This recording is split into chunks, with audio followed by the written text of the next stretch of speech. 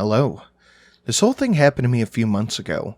I need to share it with somebody. It all started at my friend's party.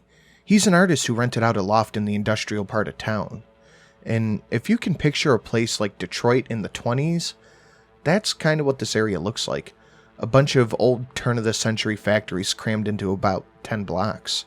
And most of them are abandoned. So, I partied a little bit too hard that night and decided to crash on the couch at the loft. I woke up at about 4 a.m.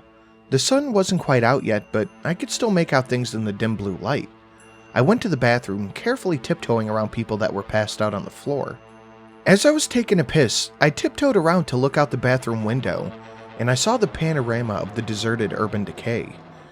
I remembered how much I liked places like this. It was so dark and devoid of life, and so strangely serene. So I went back to the couch to try to fall asleep. After about 45 minutes of staring at the ceiling, I decided that I really didn't want to be there any longer. So I swallowed my pride and decided to wake up my girlfriend and beg her for a ride. Since, walking around the vacant streets at this time wasn't really an option, and her being an awesome girlfriend, she was totally cool with it. She told me that she would be there in about a half hour, and she'd give me a call when she was outside. My phone died 10 minutes later, so I decided to sit by the window and wait for her car. I sat there for a while, and my eyes started to get heavy, and I began to doze off. A crashing noise outside woke me up. It wasn't loud, but just loud enough to snap me back to reality. I looked out the window and I scanned the area, but I didn't see anything. Across the street from the loft near a mountain of garbage and one of those enormous dumpsters, I saw a computer and a monitor smashed against the floor that hadn't been there before. When my girlfriend arrived, I went downstairs and greeted her. Just as I was about to get in the car, I remembered a friend of mine who had blown out his power supply, so I decided to walk over to the dumpster and see what I could salvage. The monitor was absolutely worthless, but the tower seemed to have suffered almost no damage, so I tossed it in the trunk and we drove off. About a week had passed and I had completely forgotten about the tower, until my girlfriend called and let me know that it was still in the trunk and that she wanted it out. That night I brought it home. Before I took it apart, I decided to hook up my monitor and see if it still ran. And to my surprise it did. It ran Windows XP, and it looked like it had been wiped clean. I decided to do searches for words like tits and pussy, in hopes of finding some secret stash of weird deviant porn of the previous owner that they had forgotten about. I don't know, morbid curiosity, I guess. The search came up nothing. I searched through the files. Nothing. Then I moved for movies. One file came up. It was an AVI inside the folder named Barbie, hidden in the Windows System 32 directory. So I played it. And that's where things start to get disturbing. The movie was about an hour long, and it was made up of what seemed like raw exported footage. The footage was of a woman sitting in the chair talking against a white backdrop. I skipped through most of the movie because it was all one continuous shot. Then I decided to sit through the footage just to find out what she was talking about. 15 seconds into the footage, the audio goes completely bad, and her voice is drowned in a harsh, staticky background noise. I couldn't make a thing out. So I imported the footage into Final Cut and tried to mess with the levels to isolate her voice. It helped a little bit, but I still couldn't hear what she was saying. And I was intrigued now. So I began to really pay attention to her face and her body language. It seemed like she was being asked some kind of question, because she stops at times to listen. Then she continues talking. After about 15 minutes into the footage, her face begins to contort as if something was bothering her. But she continues to answer the questions anyway. Shortly after, she begins to cry. She stops hysterically during the duration of the film. One of the few words I could lip read was skin. She repeats this word many times throughout the footage, and at one point, she even pulls at the skin from her arm and mouths the word. She seems to be unhappy with her skin, I think. It kept building and building, and about 40 minutes in, she was crying so hard she could barely look at the camera.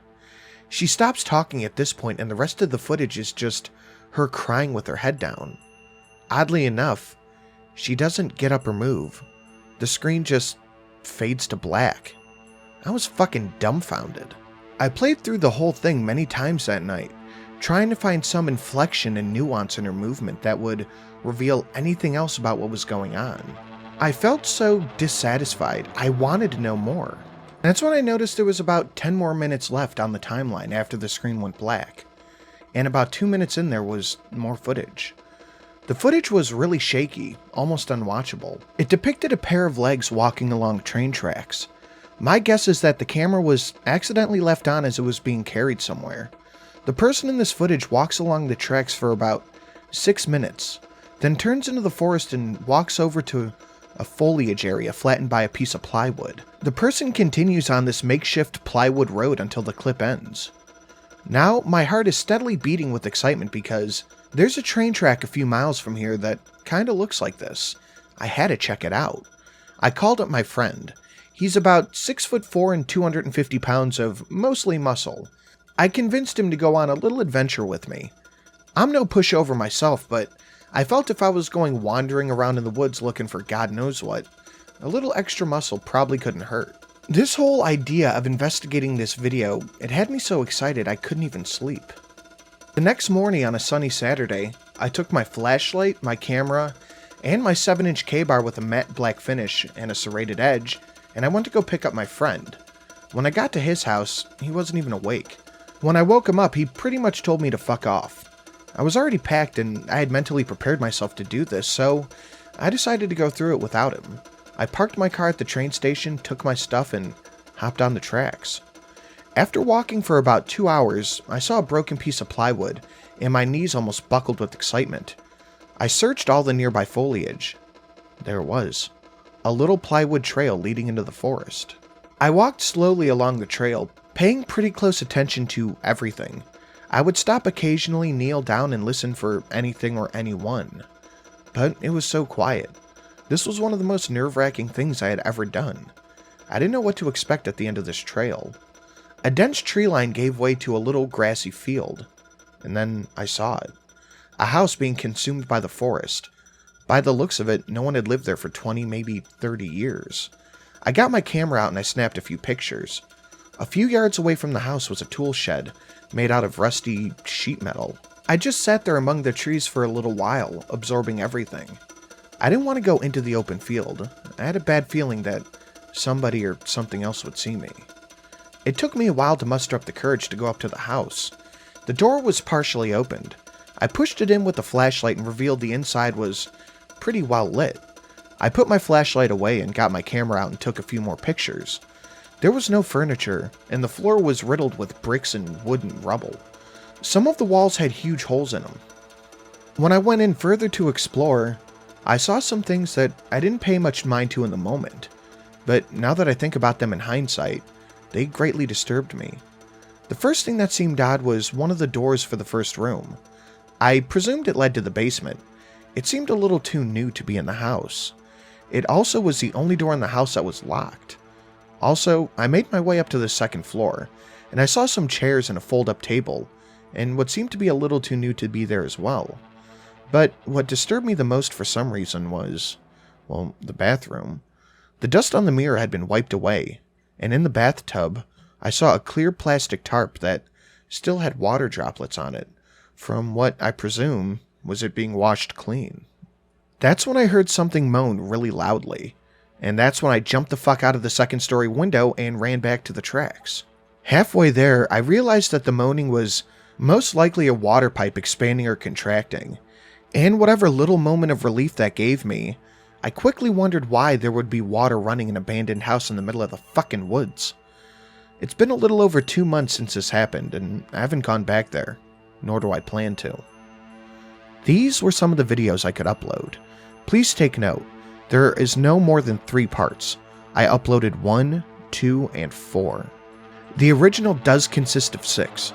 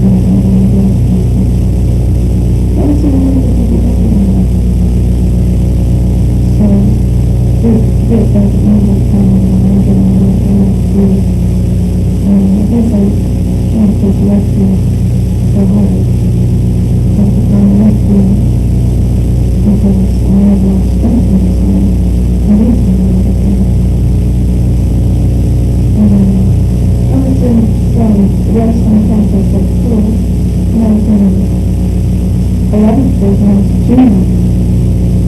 They then had, then I had, I must have forgot, so I had found myself some light, and, I got the firehouse, and I was up against my last boss's son, and, I just went, then I came up with like, one of the girls on my side. Just funny. But it's only she doesn't have girls on my side. That was just my conversation. I'm not sure if it was much. I'm still affected. But I wish I was to show up.